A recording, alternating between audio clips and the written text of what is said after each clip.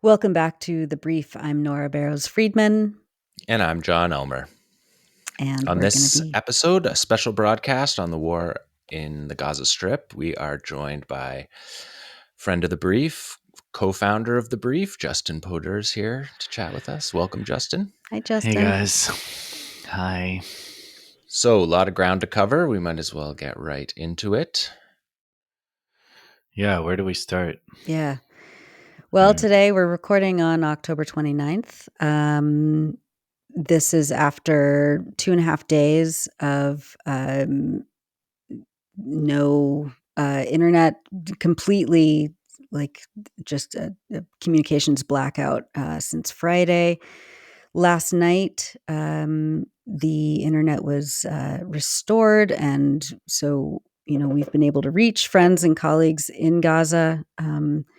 It's just been just harrowing. Also, seeing what had happened in those 65, 75 hours, that we weren't getting much from Gaza. So yeah, John, what do we know so far? Where are we? Situate us in this current catastrophe right now. Well, yeah, I mean, the blackout ended up being 30 complete hours with no communication at all, internally or externally, to the Gaza Strip, which is just really unbelievable to think about and was really devastating to watch. But it means like the most basic things, like their 911 service 101, it didn't work. So nobody could send out distress calls. None of the rescue teams could communicate with other rescue teams in the field. Hospitals couldn't be alerted that people were coming. Like all the kind of basic emergency functions that are really, it's really almost unspeakable to think about the number of people that died and the absolute horror of what that must have been like.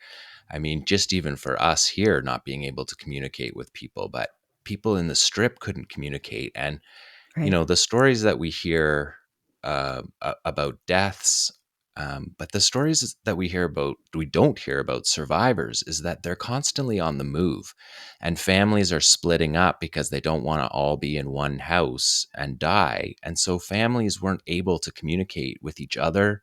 They weren't able to communicate with emergency services.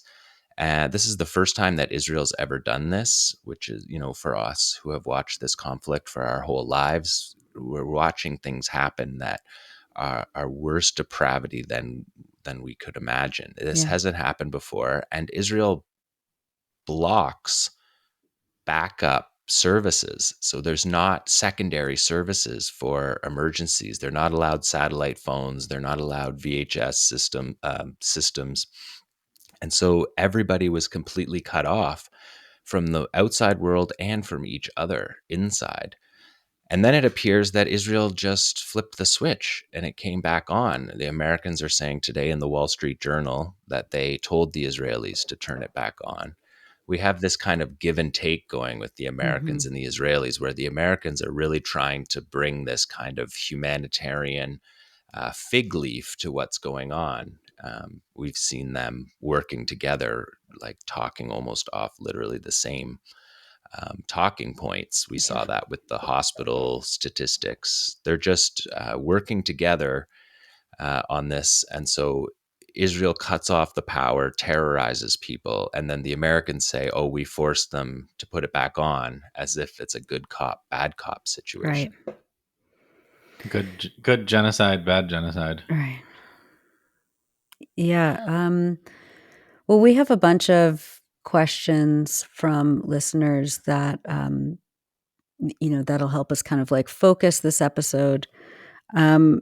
We talked about the blackouts, the kind of just like one catastrophic event after the next. I mean, it's all just incredibly overwhelming for Palestinians.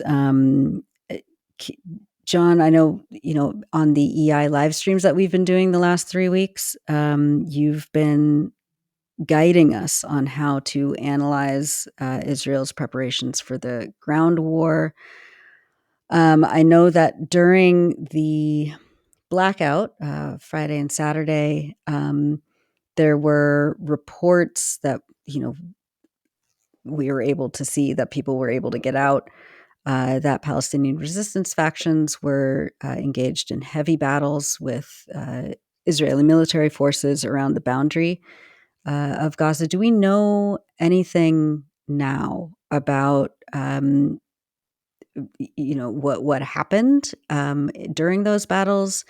It doesn't look like Israel was able to make any significant advances into Gaza, especially from the north. What do we know? Yeah, I mean, it's difficult to know exactly what Israel's doing, but over the last 2 nights, they've been moving in with armor, at least to some degree, in the north and east of central Gaza, northeast and central Gaza, two separate axes that they have come in on. Yeah, and then from what we could see from the other side of the border, Al Jazeera had a camera that was on a rooftop. But really, the blackout meant that we actually didn't see much of anything. So we weren't able to hear from people that are on the border that we've heard today. For example, today, Sunday, there's been clashes, audible and visible clashes with the Israeli armor that has moved in small numbers. But people believed that on Friday that this blackout of communications was the beginning of the ground war that Israel has kind of been promising for all of these 3 weeks, but really just keeps delaying and delaying doing. And through the night, Friday night, people are saying is the worst night that they've ever experienced, worst night of this war. But even through that's the civilians, because that's who the target of these bombings were, the civilians. But even through this intense bombardment, more than 13,000 airstrikes on the Gaza Strip, the Palestinian resistance hasn't been impacted at all by this. The rocket fire, the rocket barrages are constant.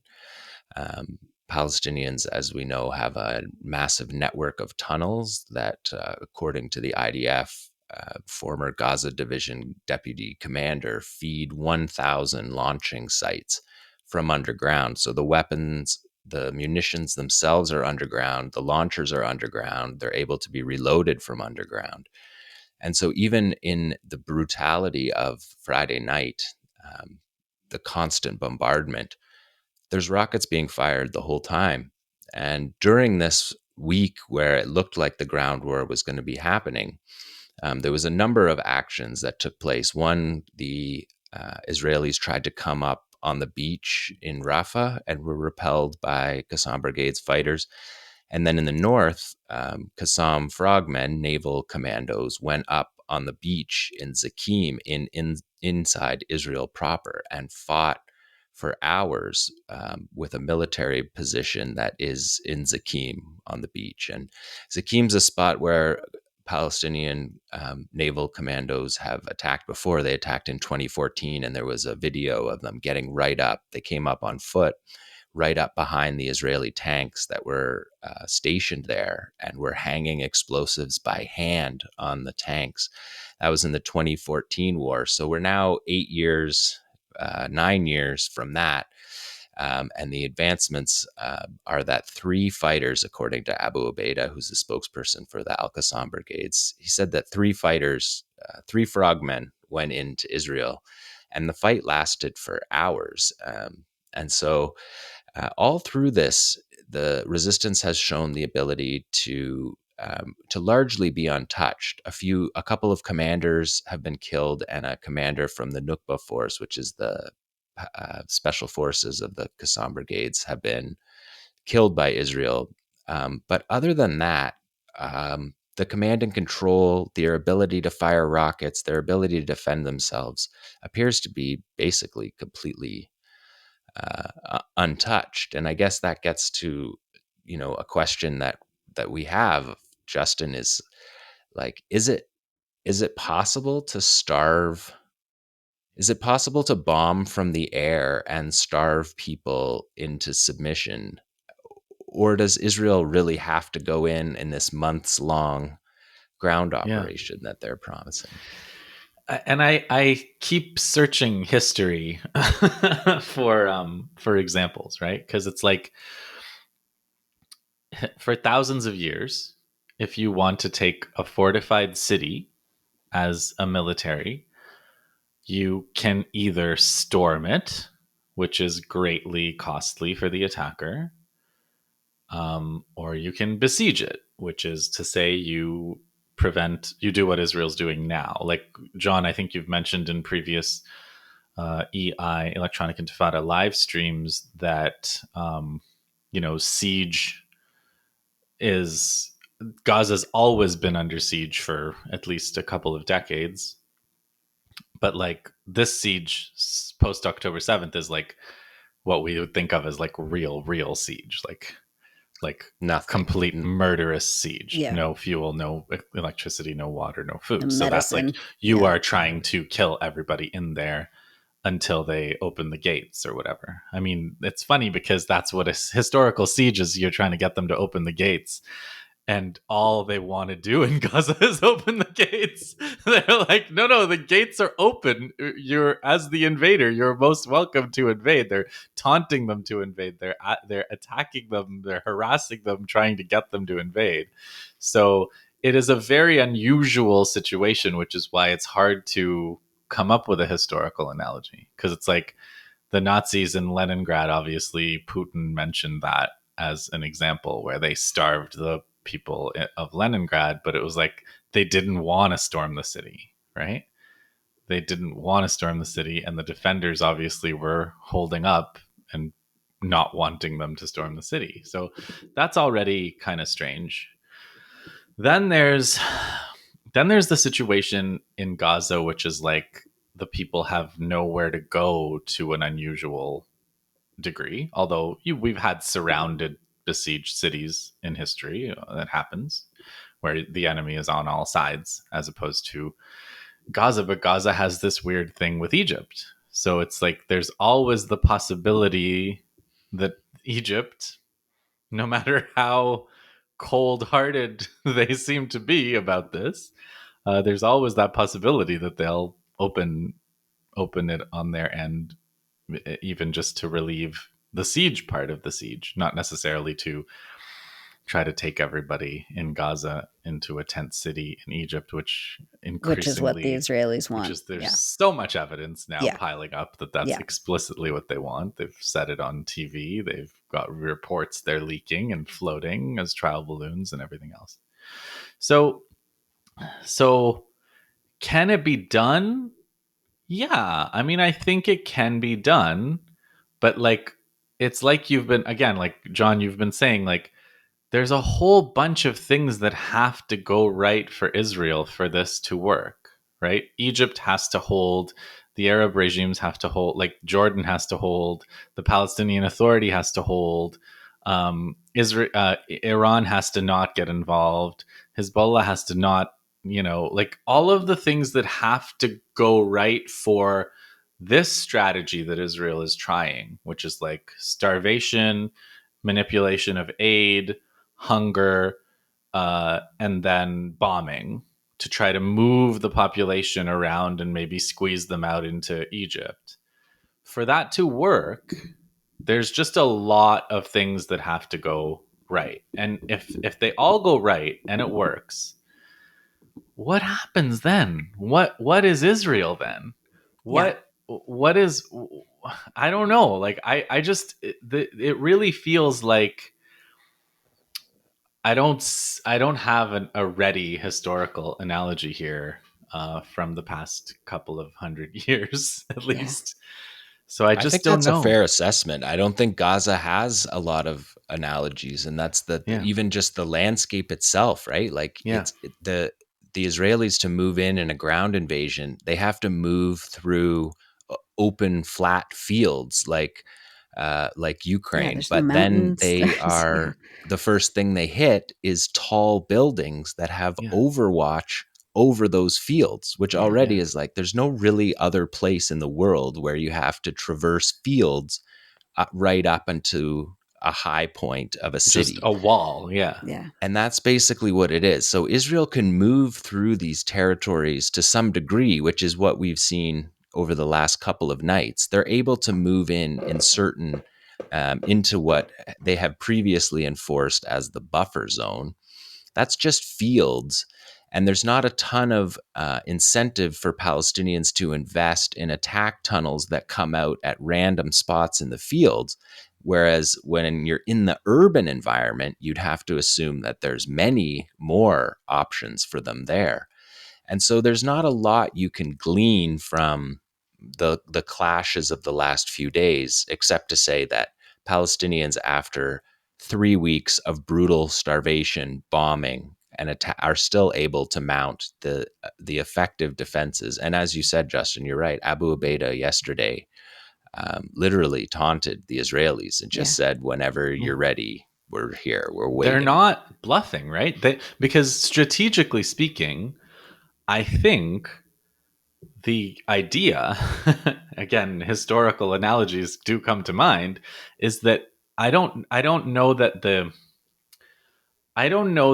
the Israeli army can be broken by the resistance unless they go into Gaza in a big way. Like I don't think they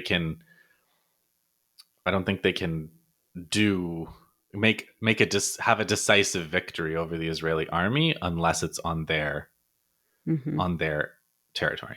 Like I don't think they can go out and I mean not now. But this is another point I wanted to say, which is like in terms there's historical analogies and then there's historical trends, right? So like when you think of the military conflict between Israel and just like let's just take the Palestinians and let's just take Gaza.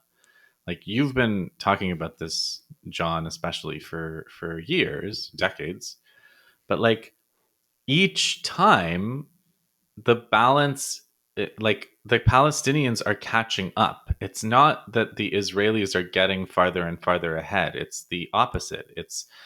Um it seems like the longer this goes on in terms of years, the more the Palestinians advance relative to the Israelis. And it's like the historical analogy there is of course Hezbollah and Lebanon, Yeah. but also Iran. Like, and these are all allies, and they all have the same kind of philosophy where it's like Iran isn't selling weapons to Hamas, right? Iran has advised them on how to create a military industrial complex. It's a whole military industrial complex that they develop so that they can do it themselves. So the whole philosophy here is like you know Iran doesn't liberate you for yourself. Iran helps you liberate yourself. And like Iran helps Hezbollah develop a missile complex and a whole doctrine defensive doctrine, and that they go and do the same thing After the in Gaza. Palestinians advised the Iranians back in the 1970s in South Right. Lebanon how to Right. overthrow the Shah. I posted a thing from Robert Fisk that was talking about Mm. that, Yeah. right? It was them, it was the Palestinians fighting in the 1970s when the Yeah. Iranians came over to learn how to fight. Right. And Robert Fisk talks about in his book Pity the Nation about how him and another Western correspondent saw this Iranian guy who was saying that he was just in South Lebanon to train because they wanted to overthrow the Shah. Yeah. And He Robert was like, Fisk what a and his what a buddy kind of, blowhard or something, yeah, right? like kind of laugh at him. And, Yeah. you get this moment in history where you're seeing something like that, Yeah. that has been a give and take from both sides all throughout this process. And yeah, and Israel, it seems like that's the thing, is Israel sort of seems to be saying that like this now is the time to destroy Hamas. Like that's the language that they're using. Right. And it's not even that surprising because when we talk about a siege, it is what is the next siege on Gaza? Like, what does Israel's plan that they can just do a limited incursion and then go back to life as Right. normal in Israel when everybody knows how to break out of the prison That's Yeah. right. now? And Um, yeah, and people have been through this traumatic. I mean, trauma doesn't even begin to describe it, but 2.3 million people, living through the last 3 weeks of a complete nightmare. Yeah, does Israel think that like people in Gaza are just gonna be like, all right, like Let's go back to let's go, status yeah, quo. exactly. Maybe And we'll does Israel get the think that the Europeans to build it settlers, again. Yeah. right? Do they think that these like kibbutz, these colonies around Gaza are just going to be like repopulated by settlers? Like what? It's yeah. I don't think I've ever been this like stumped at what Or what the happens. near Yeah. futures. I mean, yeah. What is in store? Who knows at this Like point? the siege is maintained by Israel on two sides, Egypt on one side, and Israel on the sea side. Hmm. Okay, Israel cannot maintain the sea side unless other powers accept that they're going to do that. Anytime Iran wants, they can sail. They can send ships to dock at Gaza. Except now we have the American Navy. Like what? Half the American Navy? Yeah. All the American? Did they send everything? I don't know. There's Well, what, two carriers? they still have a lot in the South China Sea. So Okay, all yeah, right. don't Well, worry. Yeah. I'm sure China's grateful to. I hope China's grateful to Gaza for relieving the pressure of Oh half of the. God. Um, and I hope Russia's grateful to Gaza for relieving My God. So let me half say, the let me just say, military supply to Yeah. Ukraine. let me just say for our audience some of the things that the Americans have sent. So they immediately sent an aircraft carrier, which it comes with an entire destroyer escort. So it's a number of ships, more than a dozen. And then they sent last week a second aircraft carrier strike group. So all of the planes, all of the escort ships. They've sent the Marine 26th Expeditionary Unit. Yesterday, the Pentagon said they're calling up 900 more soldiers. They've done a special airlift that Haaretz called it to Israel that has included more than 100 heavy lift planes flying back and forth with weapons to drop off. They've sent military advisors. They sent a three-star general who was a special forces commander in the battles in Raqqa and Mosul in Iraq and Syria, and fought in the battles of Fallujah, which we talked about are the kind of the examples that the Americans are using for urban warfare. So they're sending their urban warfare specialists. Of course, we've seen the diplomatic stuff that they're doing. They're sending advanced air defense systems, a number of units. Their most uh, advanced air defense systems, which they're sending in order to combat what has been happening in the region, which is a number of attacks on U.S. stations in Iraq and Syria, because those two countries also have fighting forces that are nominally allied with Iran and Hezbollah, that should they decide to join some kind of regional fight, number in the hundreds of thousands. And these troops have been targeting U.S. bases in Iraq and Syria. So the U.S. is sending a direct message here. And then they said that the latest one, the 900 troops, that they were not going to Israel, that they were going elsewhere in the region. So the U.S. is at the point where they're doing so much for Israel that they actually have to tell people that when they're not doing it, they're not doing it for Israel. Perhaps you should tell us what you're not doing. Well, like, Yeah. So but for what? Like, okay, so Yeah. they're sending their like strike force units and all of these like elite generals who have laid waste to places elsewhere in the Middle East. But like, uh, the it seems to me that they're trying to plan some sort of like, destruction of the tunnels in Gaza, the 500 kilometers of Ah, the tunnels. tunnels. Like in what reality would an American strike force unit directing Israeli reservists or whatever, like how would they even begin to access the tunnels and purport to like take out Qassam brigades and other resistance factions and like rescue the Israeli captives that are all being held underneath? Like, what is the actual plan for these forces?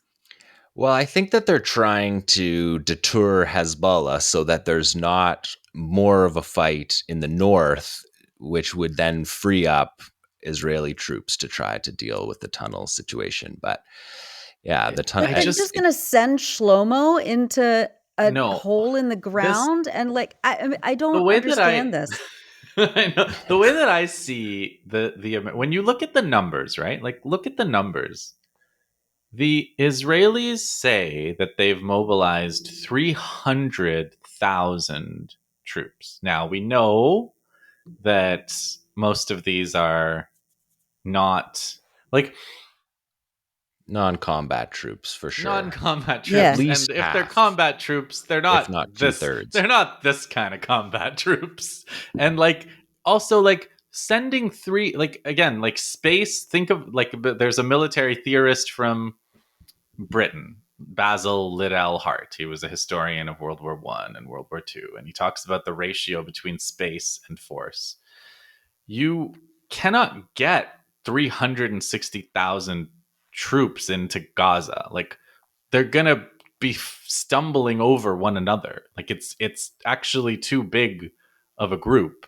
And then I just, anyway, that's And a they'll be targeted the entire time, right? yeah. So They'll be any targeted any gathering, going in on their way in, supplying that number of people, the trucks, all of it. I don't know. I don't know what, like, it's a big number, and I get it, and it's big and scary and so on, but it's like, if they had said we're assembling, you know, an army of 60,000 elite soldiers that have been training for 15 years in a tunnel complex that we've built or something, it'd be like, whew, okay, well, this is going to be the battle of the century. Like, Well, but that number of troops is more like 1,000, 2,000. So yeah, those numbers of troops are, and they are, and that's one of the things about the Israeli military is the way that yeah, their reserve service works is that their combat troops are often the reserve soldiers, and some of the soldiers that will be going into Gaza will be going into Gaza because they've been in Gaza before. That's how right, they fight. That's why they'll have commanders or officers that have participated in each of the wars because that's the way that their fighting force operates, which is also part of the civilian soldier divide in Israel. Is that yeah, the idea that we're calling them school teachers when we want to increase victim totals, and then we're calling yeah, them this really interesting reserve army that's actually super combat ready at all times, that you can call up 300,000 of them within hours, right? They called them up within hours. right, And that they called up so many troops that they don't have equipment for them, and they yeah, don't have their entire Gaza Southern division.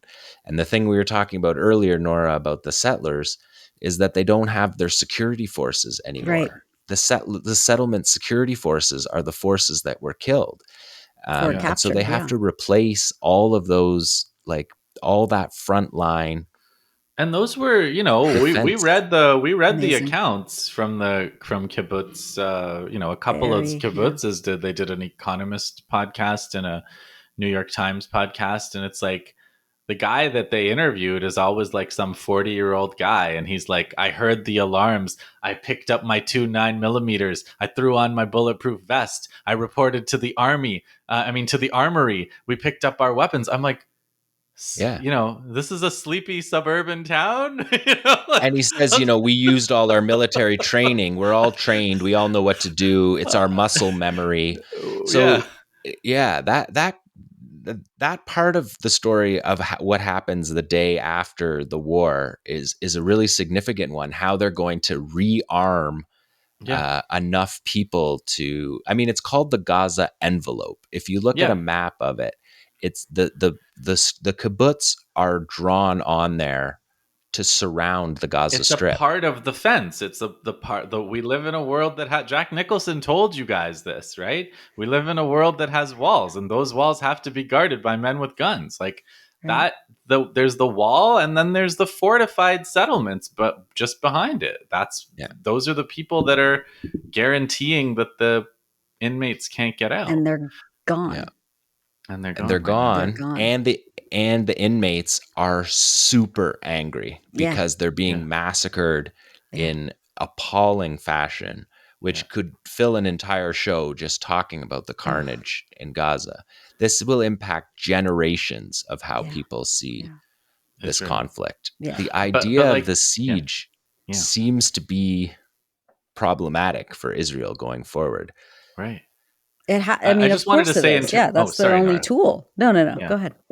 I just want to say, like, going back to the Americans. So, like, with these numbers of 300,000 Mhm. reservists, and then you look at what the Americans are sending, and it's like, we're sending 4,000 and we're sending 900. And it's like, I get that first world armies believe that they're worth 10 or 20 times what third world armies are. And it's actually the opposite in many cases, that like one or three or four guerrillas can outfight, much larger units. But um,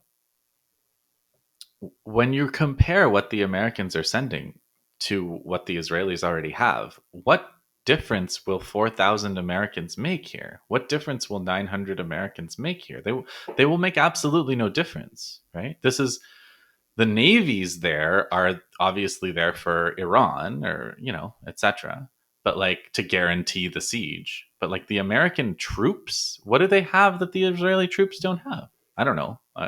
I mean, I think some of the troops are for manning the missile defense systems. I Yeah, think that there you go. honestly, the There you go. deterrence of the two aircraft carriers Yeah, is that if Hezbollah joins the war, the first thing they're going to do is hit that's Israel's right. airstrips, right?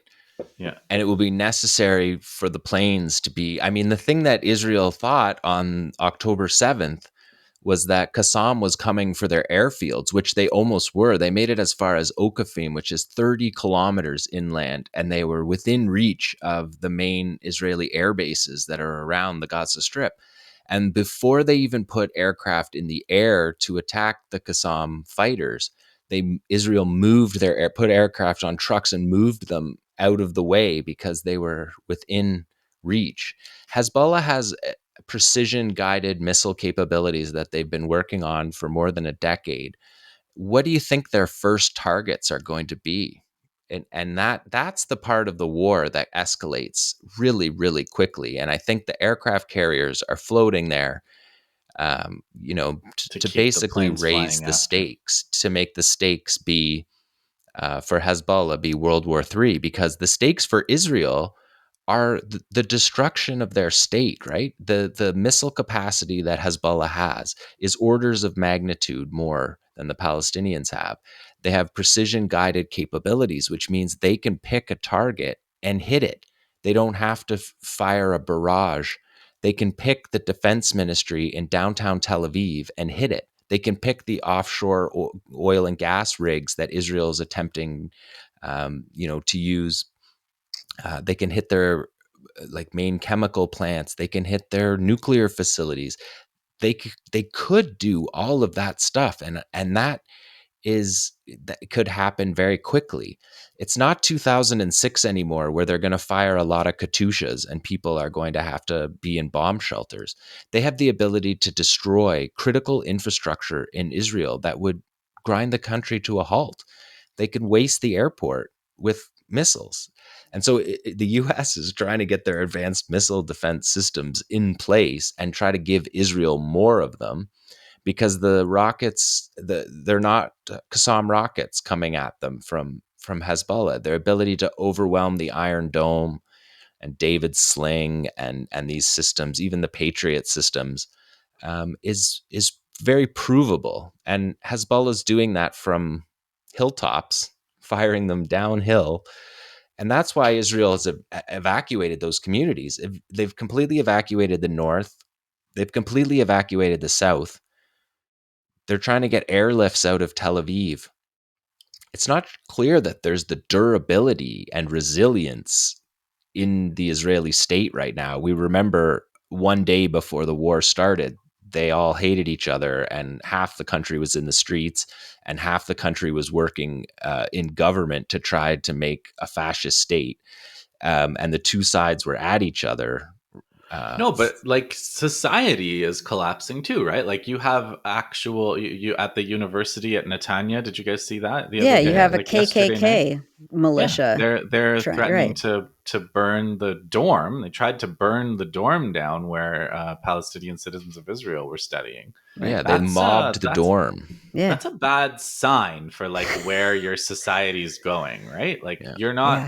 That's a bad sign for where your society's going, and like the families of the people that have Yeah. been captured by the Palestinian resistance, their slogan is "everyone for everyone." I guess they have like a Yeah. unified Yeah. slogan and a They're agreeing position, with Abu Obaida, which is like, "everyone for yeah, everyone." Which again, that's like the cohesion of your project is not going so well right no. now. That Um, might be a whole different show, but yeah, no, the but all for all prisoner exchange Yeah. to yeah, release all the Palestinian prisoners and add those people to the West Bank uprising that looks like it's happening right now. Hmm. If this was any other time, we would say there was a war on the northern border. We would probably be calling what's happening in the West Bank an intifada at this point. There's Yeah. armed struggle in multiple northern Everywhere. cities everywhere. Yeah. And there's demonstrations all day long. There's general strikes. People predicted a third intifada for a long time and were very wrong for, 2 decades. Yeah. But I look at that and I say that that's what an intifada looks like. Right. They're yeah, assassinating the yeah. top leadership. Israel's tied up in fights. They had to call in airstrikes by jets and drones in the West Bank. That is, And the they're Palestinian arming their Authority settlers, is also, killing Palestinian and authorities arresting in people. Yeah. combat. Yeah. This the scheme here is like Israel is going to have to devote enormous resources forever to keeping every Palestinian in jail, in some kind of fortress jail Hmm. forever. And it's like, okay, Or I think they were willing to accept this, like it's clear they had that like let's do it. Um but like yeah, what's the other option, right? yeah. Is this the beginning of the end of the state? Can they continue doing With this? this And cost, right? Cuz exactly. cuz like they're really good western armies, western, especially like the Anglosphere, the British, the Americans, the Israelis. They're very good at Canadians. hiding how much they're suffering, right? So it's like I've seen like pro resistance accounts and slogans, and they say like we celebrate every martyr. You know we show their faces. We describe who they were, and they hide every death on their side. And the consequence of that is like, okay, well, for a long time, you don't know how many people are Israel is losing. You don't know how much what Israel's military losses are. We don't know what the cost of this is, but like it will suddenly collapse. Like it's not they're not going to be too many signs before the whole thing collapses. It's gonna look like it's invincible, and then it's gonna collapse. Like because of the nature of their propaganda. Like the way Mhm. that they do propaganda is to what hide their losses, exaggerate their gains, give false hope to um, their side. Honestly, try to psych out the other side. So it's Yeah. it's always been a weird way to run a society, but like a long-term, multi-decade conflict with an enemy that's getting stronger all the time. Like Hezbollah, you were talking about Hezbollah's capacities, right, John? And it's like Hezbollah built those capacities from nothing, from absolutely nothing. And like what Hamas has, what the Palestinian resistance has in Gaza was built from nothing. And like, especially in Gaza. That's especially the case in Gaza. Yeah. The weapons that they're firing, the domestic homemade production of yeah, weapons, the repurposing of yeah, weapons, the engineering and the capacity to just completely transform the conflict, while, like as Abu Ubaidah said, like from the impossible, yeah, this completely besieged territory where no one's allowed to trade, no boats are allowed to float in. They managed to build a durable, resilient domestic weapons production yeah, capacity. yeah, Yeah. It's really unbelievable. While we were told that Israel is the startup nation, and yeah, we were told for a long time, 15 years, about Unit 8200 and their technology specialists that were surveilling the Palestinians, and all of these systems that Israel has bragged about, even the settler system, the way the settlers. yeah, I mean, I think we should talk a little bit about October 7th, Justin. You yeah. did a good. Y- did you do it, or It's it's coming out. nearly It's gonna done? come out. I'm waiting. I have a I have a mole. I have a mole that watches the Israeli media, and I'm waiting for them. I'm going to reveal nothing about my mole. I'm waiting for them to get when they saw a draft of it, and they said, I have more material for you to add because I've been watching Israeli media. So I'm waiting for them to give me some finishing touches. But yeah, I've been gathering everything that I could about October 7th. Clearly, this is like something that's important to alternative media people, because The Cradle did a What Really Happened on October 7th. Mondo Weiss did a What Really Happened on October 7th.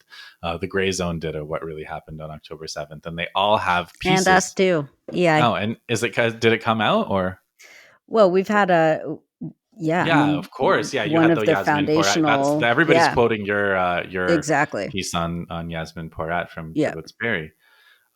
So what happened on October 7th? Like it it was a series, and like for me, it's like there's this propaganda tool. So wait, what's Uh, the propaganda line? I heard the it on propaganda BBC line is yesterday. They say that more than 1,400 people. 1,400 Hmm. Yeah, civilians 1,400 died. Right. civilians, beheaded babies, Hmm. rapes, Hmm. and atrocities of a kind that are not fathomable to the human mind. And that's all of those pieces are important, especially the idea that it's like absolutely unfathomable atrocities that took place. Because if it was fathomable atrocities, then you would be able to compare them to what Israel's doing now. But if they're unfathomable atrocities, then it's like whatever Israel does is Completely fine. It can't justified. Right. compare. It Right. can't compare to the inhumanity Civilized. of what happened That's right. on October 7th. And that justifies the war in And Right. basic I terms. that mean, is that's the that's yeah. the currency that they're using. It Exactly. justifies not just the war, but it justifies like the savagery of the war. It justifies Yeah. every murdered child, every building that's brought down, every use of white phosphorus, every bombing of a hospital, every bombing of a church, every bombing of a mosque, every bombing of a university and school and United Nations personnel. Everything is justified in terms of the unique atrocity of October 7th. So the fundamental point about that is that every detail of the atrocities of October 7th trace back to the Israeli military. There is no other source. So like there was like a discussion in one source about like the Jewish Daily Forward, I think, where they said, you know, American media reproduced the story of rapes before there was evidence of rapes. And then at the beginning of the article, they go, however, since then, the Israeli military has confirmed that rapes took place.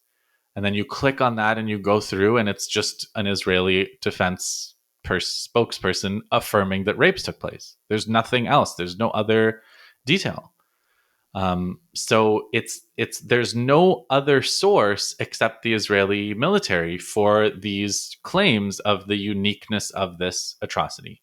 And then And they're being repeated by Biden, right? Like that's been a Mhm. yeah, crucial and then part of all of Biden Who these was is lies. given the the actual talking points when he said that he had seen the beheaded babies, video evidence of beheaded baby. That was given to him by Netanyahu's office, yeah, right? So yeah. the White House had to actually come out and say, actually, he didn't see anything. We Didn't see got these anything. points from Netanyahu himself. But And like, because we've been watching, right? We've watched, I'll just say for our audience, yeah, dozens of hours of yeah. video footage. There's an unbelievable amount of footage from Saturday Security because of a cameras, cell combination phones, traffic cameras, uh, participants, GoPros. victims, Yeah. security systems, GoPros on their heads, just a lot, first responders. And then there's this whole other thing that maybe, yeah, Nora can, but they basically have, they need to collect all of the body parts for a proper cultural burial. So Mm. there's actually this group called Zaka that goes around and will spend like to find every minute detail. Yeah, it's the And so they've been rabbinical like autopsy or coroner's unit. Yeah, right. something like that. Yeah. And so they have video that they've been releasing. Like we have video, like so that yeah, essentially we have coroners videos, like in effect, right? Which is what the Hmm. Zaka stuff is like. You don't get that on most situations. You don't Yeah. have that kind of visual Yeah. uh, detail. The Evidence. videos, if they were there, would be seen because Yeah. we've seen a lot of videos and Yeah. we've heard from a lot of Israelis because I mean I was watching, I think probably all of us were watching the attack happen that morning, that Saturday morning, and we heard, like I was watching live as the Israeli TV was talking to people on that were Mhm. phoning from their kibbutz saying that they Qassam brigades just came around and told us all to go hide in our bomb shelters, and the things like that EI have published about the crossfire, all of that stuff was out immediately. It wasn't like weeks later. We've seen that evidence. So I just want to say that part. And so tell us more about what you've Well, essentially okay. what you found, which So, is I, partly we've seen how the security forces all interact with each other, the army, the settler security, the yeah. police force. Um, Yeah. and we watched how that operated. We knew how it operated in theory, but it's Yeah. never been tested fully like that But before. it's like it's like these poor innocent, like, so there's these stories of like, okay, these poor people were like just attacked out of the blue and this horrible atrocity was committed on them. And then it's like, now we're going to talk to Adam, or we're going to talk to Mr. Golan. And then Mr. Golan or Adam, both of whom were in different kibbutzes, talk about like getting up, like I said, getting up, getting their pistols, getting their things, going to the armory, and then just like throwing down. And one of them, I think Mr. Adam was like, yeah, I shot one of the terrorists 3 times and I shot him in the head. And then like the fence, they were like, luckily the fence, the electric fence around the community failed, which meant it stayed in the locked position, which meant they couldn't drive their vehicles through it. So this sleepy suburban community is surrounded by a fence that you can't drive a truck through. So it's like, this is a fortified community with militarily trained people that were fighting. They both of those podcasts, The Economist and the NYT Daily, they both describe battles, gun battles. And in one of them, the one with Adam, I don't remember the name of the kibbutz. Do you guys remember? Anyway, There's the one with Barry. Barry was the one. Nur I'll tell Am you is the about one that both. was defended, I think. Yeah. Yeah. The one that Adam was at was every Palestinian attacker was killed. If you follow his testimony, he was like, And we Israel lost. says 1,500. That the number they're saying is that there's 1,500 bodies of Right. Palestinian attackers. We So don't know we that. lost a lot of people, but we killed every single one of the attackers. That's what Adam said. And then the guy from Barry. So Barry's a little different. Barry's the one which you guys at Electronic Intifada covered. Mondo Weiss did a lot about Barry, and Max Blumenthal's report in Gray Zone also did a lot about Barry, because Max Blumenthal viewed some of this. So there was some QR. He describes like a conference where the Israeli spokesman gave a QR code to go and watch extra atrocity footage from that attack. And Max watched it, and then he saw it and he was like, this does not look like the kinds of weapons that the Palestinian resistance has. This looks like Hellfire missiles fired from helicopters, tank shells blowing up houses in Barry, which is where, Blumenthal surmised most of the casualties Yeah. may have Yeah. resulted, right? And the witnesses like Yasmin Porat and the other people describe that too. Like the other guy, Mr. Golan, he said, I came out and there was a tank. The tank commander said we had to go into the kibbutz and blow up terrorists because they were intermixed with the hostages. So they were freely talked about how they killed their own people. We had to make Israelis. terrible decisions. Yeah. They killed Israelis so they could kill Palestinians. And then Erez checkpoint too. The commander of Erez checkpoint called an airstrike on his own position. There's fighting going on in Erez checkpoint now, I believe. Palestinians have attacked it again. Since then. The symbolic exit of the ghetto. Right. Yeah. How you get in? The main way that symbolic, people come in literal. and out. It's very literal. So there, but just to say, so Hellfire missiles, attack helicopters, tanks, all these heavy weapons were used in the kibbutz by the Israeli army, with no regard for whether the Israelis were there or not. And so, like the burned remains that are shown, that's characteristic of that kind of weaponry, right? Yeah. And so it's the cars outside of the Nova Festival look like they were hit by airstrikes. Which those people aren't describe. Yeah, that like a car doesn't explode because of a old Kalashnikov or even an RPG. Like exactly. Right. They those were the weapons of the resistance. They had small arms and they had rocket propelled grenades. That's what they had, and they did everything that they did with that set of weapons, right? So turning it into the worst atrocity that has ever happened. There is not since the Holocaust, right? They've been using that language repeatedly. And the other thing that I analyzed deliberately, right? It serves a purpose to trigger,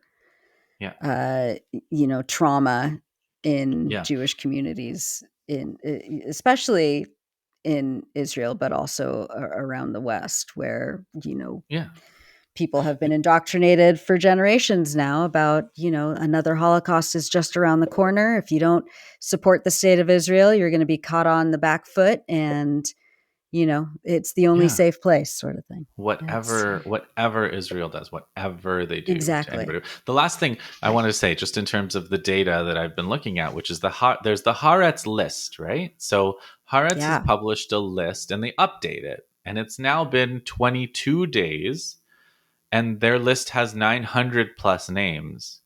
So it's not 1,400? Not 1,400, which is strange. And also, like, certainly not civilians. Beheaded babies or burned babies. The Haaretz list so far has no babies, meaning no child of age. No, there are lots of names. There's 900 plus names. Last time I looked at it was 902. 540 of them had names. The remaining did not have, had ages, I believe. The remaining ones did not even have ages attached. Yeah, they stopped doing ages, and the only ones that have children with ages are Bedouins that were killed. For age 0 to 3, there was nobody. There was about 20 children total. About 10 of them were ages 4 to 9, so really small kids. But the smallest kids had Arab names, and they were hit by rockets or something. So I don't know, but like. Not a lot of them had photos. About half of them, I think, had photos. I don't remember. I'll show you what you'll see when I publish. But like 900 names, 20 400 the children. Israelis say are army. Yeah. And then there's The list identifies many hundreds as military personnel, Right. and But also, including senior security. military personnel, yeah, very senior special military forces personnel. units, but Yeah. also hundreds of cops. We know hundreds Right. of Yeah. cops. They took over the hundreds of cops.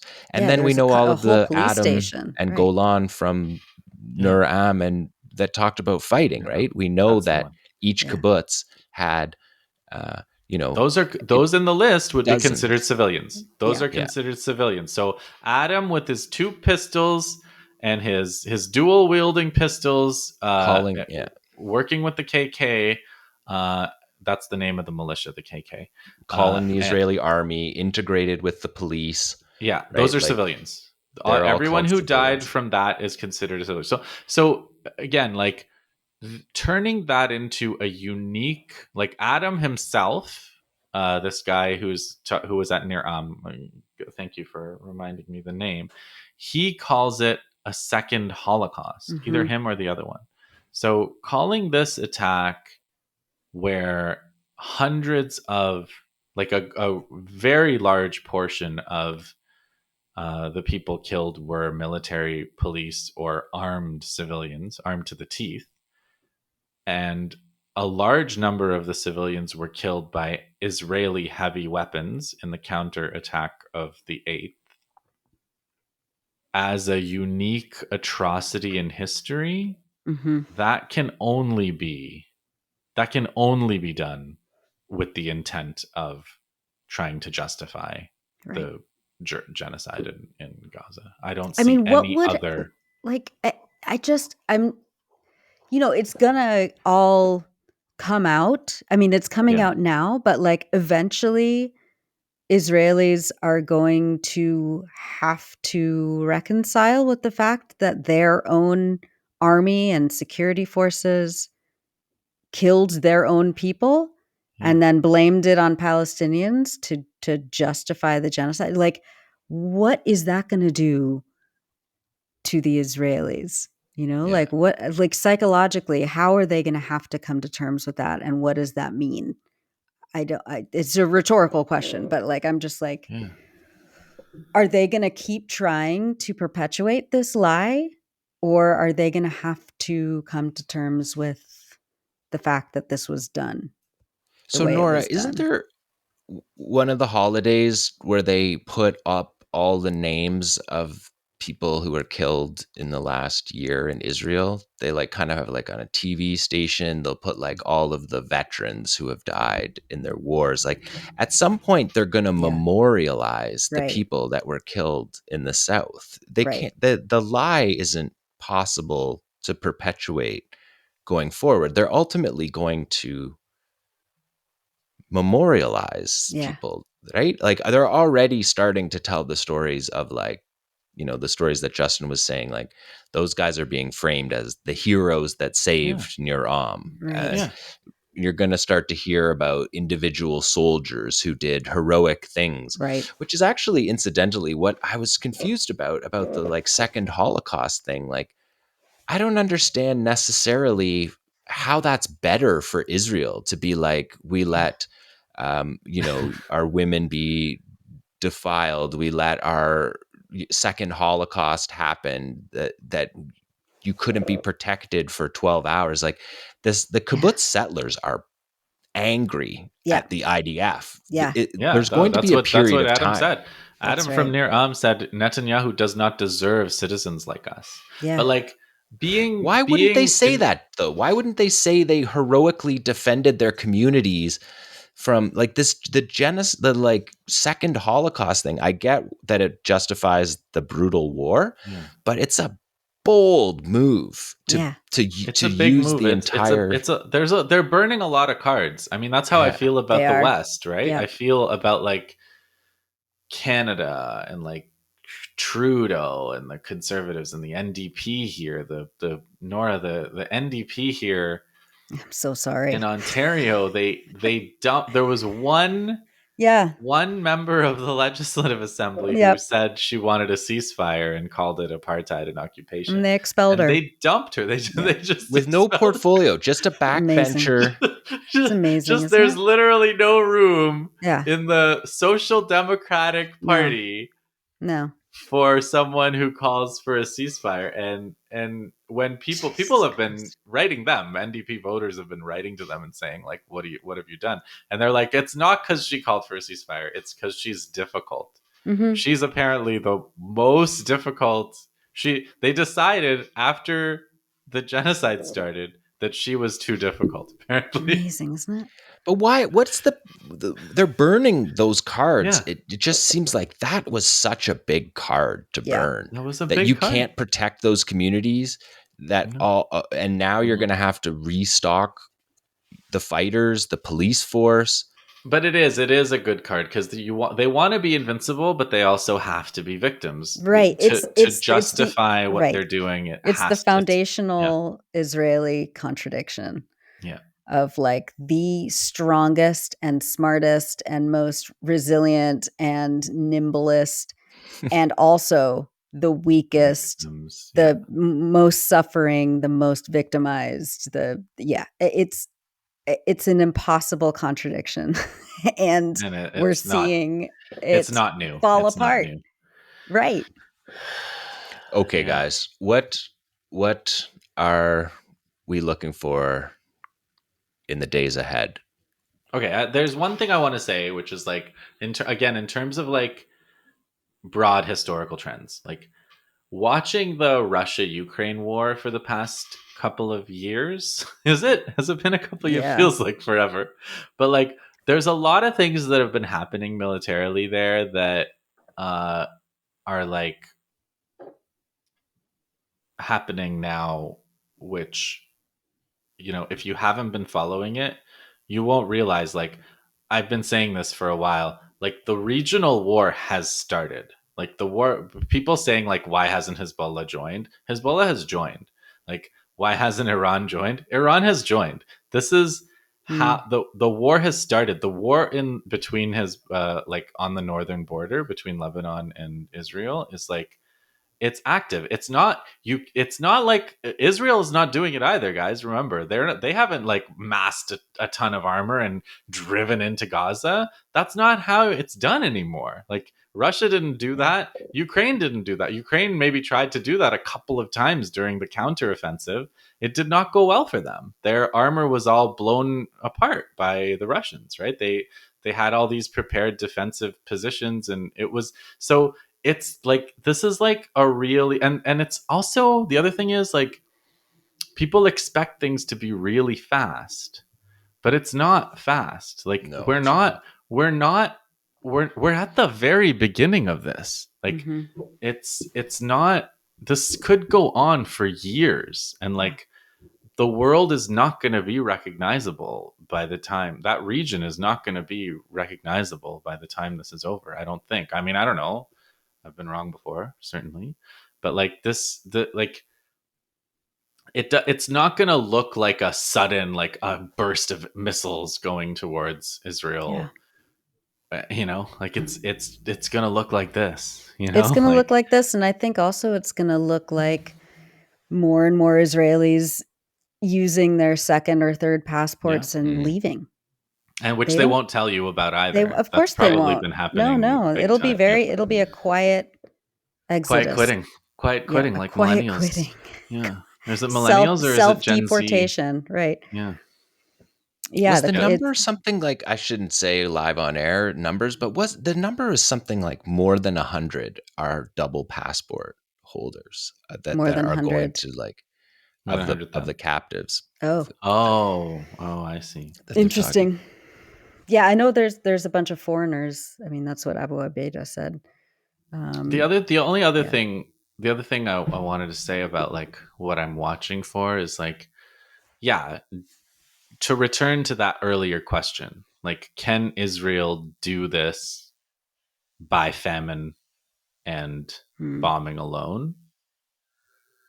I mean, Because the main Historically, thing right now is there's no fuel. And so the yeah, siege is being right now, the starvation is brutal. People have a little bit of food resiliency, but what they need is fuel. And yeah, fuel is the thing that will allow there to be running water, will yeah, allow there to be desalination Yeah. for hygiene, will allow hospitals to Hospitals. function. So Yeah. fuel is really the one thing that people need. These trucks, the 40 or a few dozen trucks that have come across the border, aren't what people yeah, would. They need a massive humanitarian influx, but they need fuel. Yeah. yeah. And it's not clear that Israel's going to allow fuel in if this ground operation is actually a thing. And then if Mhm. it does take months, like you say, Justin, and like military analysts obviously think it's going to take more than a year if your goal is to destroy the tunnels and destroy Hamas, like Netanyahu and the army have said the goal is to do. But I think the short term thing that I'm looking for is there a mechanism to get fuel into the Gaza Strip through um, through some kind of means, be that a prisoner exchange of some sort. Yeah. Um, it doesn't look like a ceasefire is an option. I mean, now you have the International Criminal Court head, the UN Secretary General. They're all standing on the Gaza border now in Yeah. Rafah, looking like helpless, Right. like If regular only old we aid could do workers. something. Right. Yeah. Well, I mean, yeah, we should So talk. how We long should. can that happen? Right. Literally how long Mhm. can Gaza hold out? W- uh, Yeah. UNRWA, the United Nations refugee agency, which is basically a parastate Mhm. organization, they're not staffing their buildings. They're not staffing the Right. schools that have the tens of thousands of people staying at them. They're not driving their trucks around. No, they And so they're left. down Yeah. to Hamas funding, fueling like the civil defense, the hospitals, Yeah. the firefighters, the ambulances, like that stuff. That fuel reserve is it's not forever. No. Yeah. It's something has to give. It seems like on the fuel front. That kind of thing has happened before. So, you know, it's that's not unprecedented, right? A siege that doesn't allow fuel. But yeah, I mean, again, historically, it seems to me like genocide uh, happens alongside war, but it doesn't, like, the side that does the genocide doesn't usually win the war. It's kind of, yeah. Yeah. Anyway, Yeah. there have been several genocides where the side that usually the Americans where they commit genocide and they win. But there have also been cases where they commit genocide and they lose. So it's just a, Especially in the last 50 years. yeah. So Okay, so Justin, where can people find that writing that you're doing about that? Because that's an interesting. I've gone to Substack, so it's gonna come. It's gonna come out on Substack, probably Tuesday ish. Just search for Which you my can name. find at the antiempireproject.org. Yeah, you can. Yeah, you can look And up the Nora, anti. what are you up to this week? same old at the Electronic Intifada, where John, you are now officially my colleague there. Congrats. Yay! And we're going to be bringing our audience, of course, more live streams. And John, maybe you want to talk a little bit about a new feature that's soon to be launched on EI? Oh yeah. So well, basically, we want people to know that right now we're doing Monday and Thursday for the live stream, It and may then yeah, change. we're making some little changes at EI that will just nothing different than's happening. Just bring together some of the content Yeah. that EI has been producing. It's amazing the amount of material that is put out by such a small but mighty crew, and with a number of colleagues and correspondents in the Gaza Strip. That is pretty much the only place you're getting that I've seen these days where you're getting Yeah. consistent coverage from Gaza. So Yeah. check that stuff out at EI, and we will. I'm gonna make you guys commit to this while we're on the air. We will do this again, Yeah, Yeah. and let's we do will it. keep you updated throughout the Done. course of the war.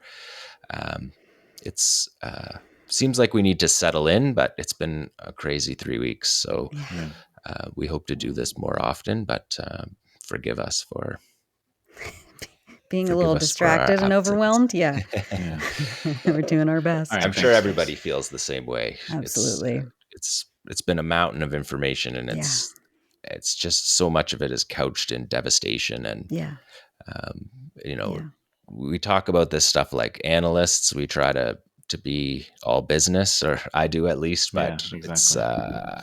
a lot of my friends are involved in this. A lot of Yeah. Nora's friends are involved in this, and every day there's sort of a Who's alive? yeah, just like Yeah. a constant It's brutal. roller coaster of emotions for Yeah. this whole thing. So I think everybody's feeling that a little bit. So also, Yep. I guess, Mm, want to good thank company. people that have reached out to us and sent us kind words, and we hopefully will figure out some way to make this regular for the coming weeks, because it doesn't look like this is going to change No. soon. So hopefully we will do these roundtables more, maybe bring in a friend of the show, Tarek Lubani, to do that. He's at a demo today.